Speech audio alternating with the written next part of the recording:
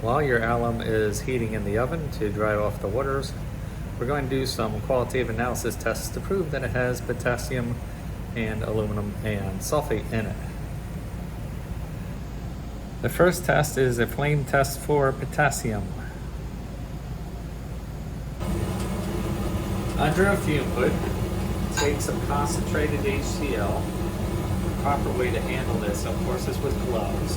And the way to hold the stopper is like this between your two fingers. Okay? Never set the stopper down. Then pour about 5 milliliters of concentrated HCl into a clean beaker. You're going to dip your nichrome wire into the HCl. Hold it in the hot part of your flame of your Bunsen burner, which is right at the top of that blue cone that we made when we adjusted the air and the gas flow. And you'll notice this orange flame here, and this is due to the presence of sodium. Sodium is omnipresent because the glass that we use is sodium borosilicate glass. And so anything that touches the glass will have some sodium ions in it, and will give this characteristic orange color. And we don't want to see that when we do our flame test, so we're going to look through a piece of cobalt glass. So after you've cleaned your nichrome wire with the HCl, and your HCl will start to get dirty if you use it more than once, so be cognizant of that. Then you're going to want to dip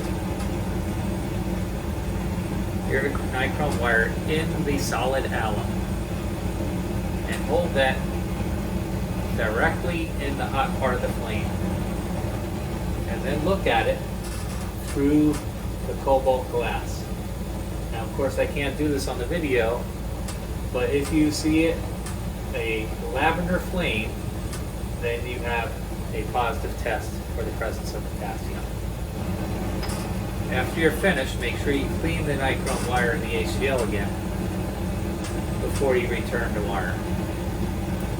Any excess HCl goes down the back drain, cup sink, in the back of the hood with lots of running water.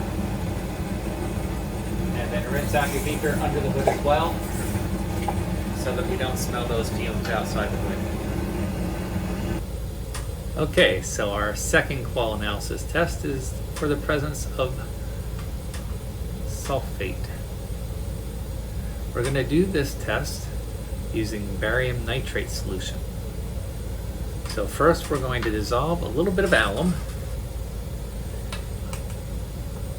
just a little bit, in our small test tube.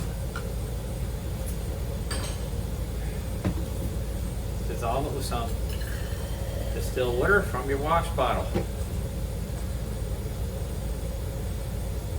Now, alum's not very soluble in water, so you don't want to use a whole lot of it. Okay?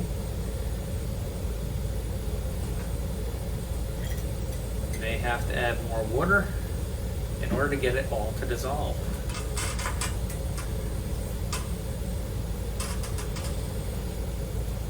So now we have our alum fully dissolved in the test tube. We're going to take a little of the 0.2 molar barium nitrate solution and pour it into a clean dry beaker. We're going to use our dropper, and we're going to add it dropwise to the alum.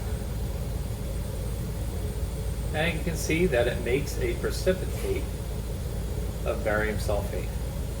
This is a positive test for the sulfate ion. Now, because barium is a heavy metal, your barium sulfate is going to have to go in the waste container in the corner fume hood. Alright, the third test is for the presence of aluminum, and this is called the red lake test. So first we're going to take a little bit of 1 molar nitric acid and put it in our test tube. And then you're going to take a little bit of alum, and you're going to dissolve it in that nitric acid. Again, as in the last part, you want to make sure that it's completely dissolved.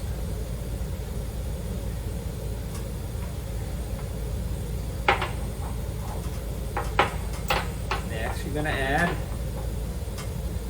a couple drops of aluminon reagent. Aluminon reagent is this orange colored indicator solution. Okay, shake it up and you can see that it is kind of pale orange in color. And then the next step is you're going to take some 4 molar NH3 solution, actually ammonium hydroxide because NH3 is a gas. And you're going to pour it into a clean, dry beaker. And you're going to add that dropwise to the mixture until it is basic to litmus. So you can test whether it's basic to litmus using your red litmus paper, dipping your stir rod into the test tube, and touching the litmus paper on the bench top. Okay? If it turns the litmus from red to blue, then it's basic to litmus. And if you have a red precipitate in there at this point in time, then that is a positive test for aluminum. Red Lake test.